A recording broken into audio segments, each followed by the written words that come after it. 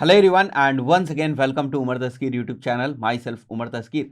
Guys, Microsoft ads के इस particular video में हम लोग बात करने वाले हैं अबाउट ऑडियंस एड। गाइस, हम लोग देखने वाले हैं किस टाइप से हम लोग ऑडियंस एड्स के जो कैंपेन्स होते हैं उनको क्रिएट कर सकते हैं माइक्रोसॉफ्ट एड्स के अंदर।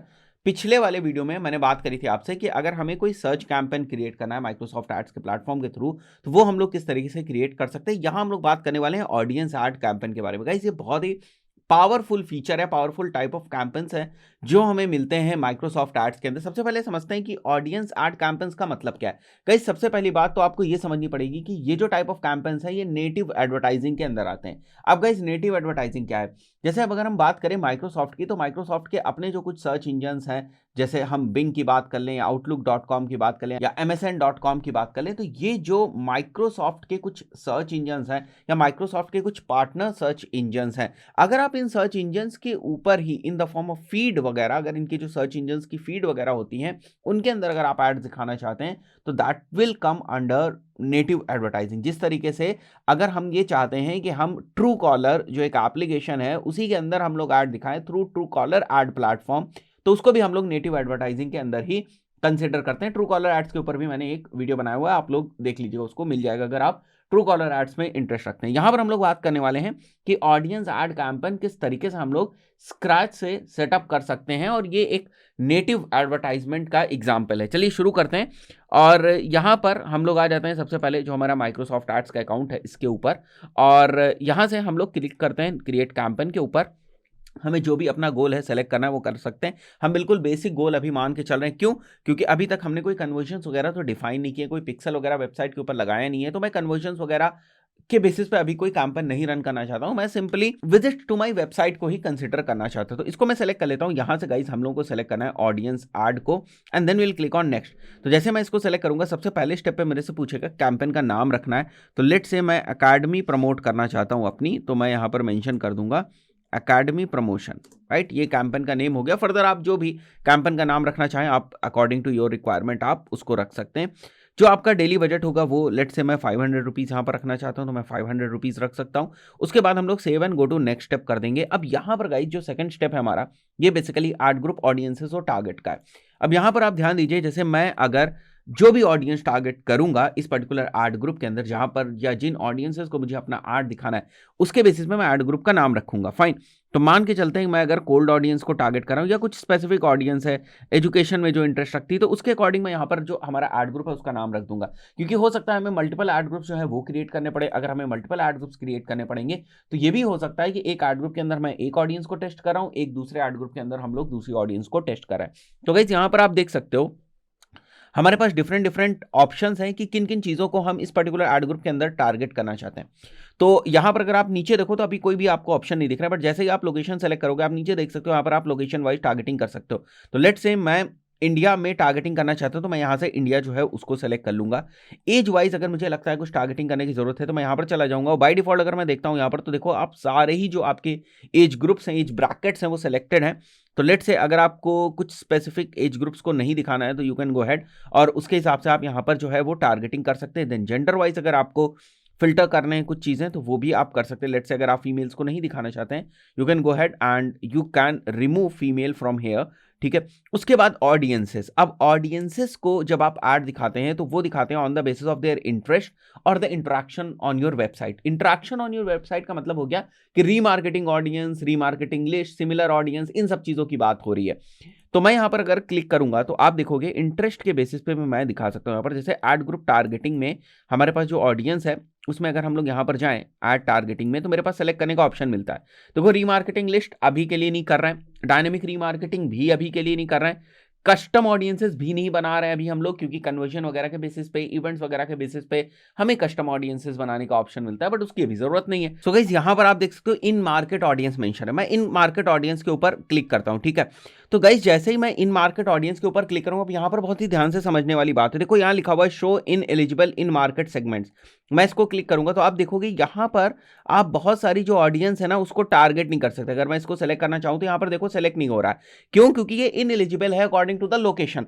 क्योंकि मैंने यहाँ पर इंडिया जो है वो सेलेक्ट कर रखा है, तो यहाँ पर जो आपको ऑडियंसेस दिख रही है ना वो इंडिया के लिए एलिजिबल नहीं है। ठीक है, तो अगर मैं इन एलिजिबल जो ऑडियंस है उसको हटा भी दूं तो इंडिया के लिए अगर मैं एलिजिबिलिटी की बात करूं तो बहुत ही कम ऐसी ऑडियंसेस हैं जिनको मैं टारगेट कर सकता हूं इंडिया के पॉइंट ऑफ व्यू से। और उसमें भी देख रहे हो आप तो रिस्ट्रिक्टेड है यहाँ पर। ठीक है, जैसे आप देखो यहाँ पर तो इसमें भी सभी लोगों को नहीं दिखेगा। फाइन, तो अगर मैं वापस आ जाता हूं यहाँ पर, जैसे मैं इंडिया में नहीं दिखाना चाहता हूं, कोई दूसरा मैं ऑल अवेलेबल कंट्रीज या रीजन्स ले लेता हूं यहाँ पर, या मैं कोई दूसरी कंट्री यहाँ पर ले लेता हूं, तो उसके हिसाब से आप देखोगे तो नीचे मुझे जो ऑडियंसेस सेलेक्ट करने का ऑप्शन दिखता है उसका जो अपॉर्चुनिटीज है वो चेंज हो जाती है। जैसे मैं यहाँ पर जाता हूँ और प्लस करता हूँ तो I can go ahead and target this thing. तो आप जरूर ये मेक श्योर करें कि आप किस कंट्री को टारगेट कर रहे हैं, उसके अकॉर्डिंग आपकी इन मार्केट ऑडियंस है या नहीं है, ये सबसे इंपॉर्टेंट चीज है।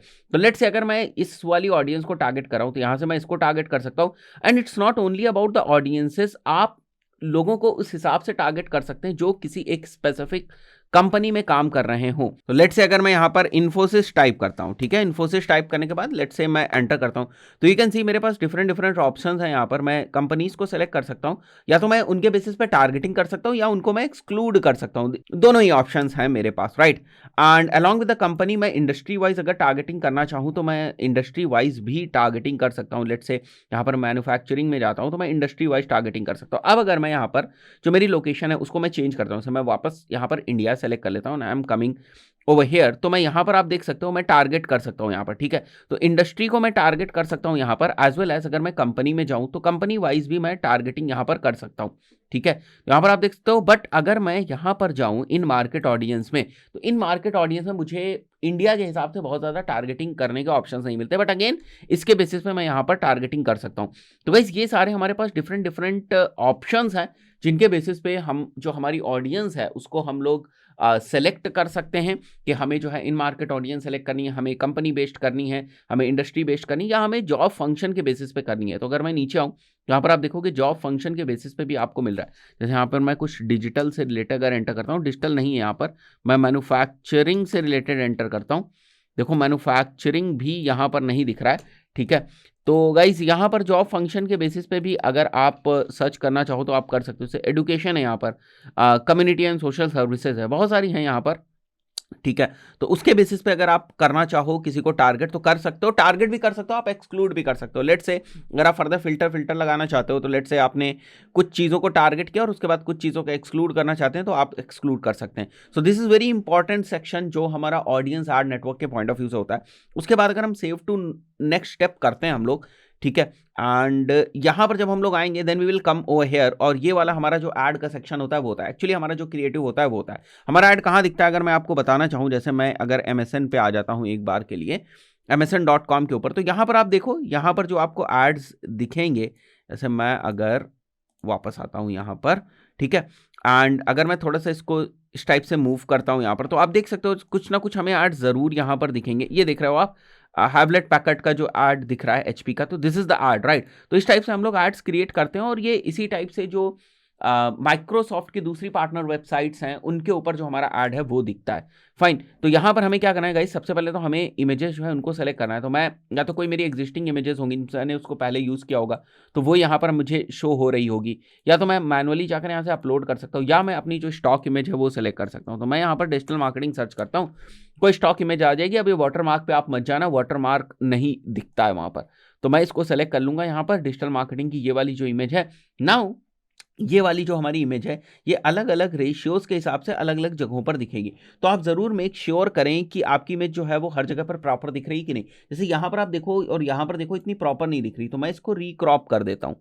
मतलब ये चीज़ या तो मैं दिखा सकता हूँ या तो ये चीज़ दिखा सकता हूँ, क्योंकि ऐसे तो ये पूरा दिख नहीं रहा है ना।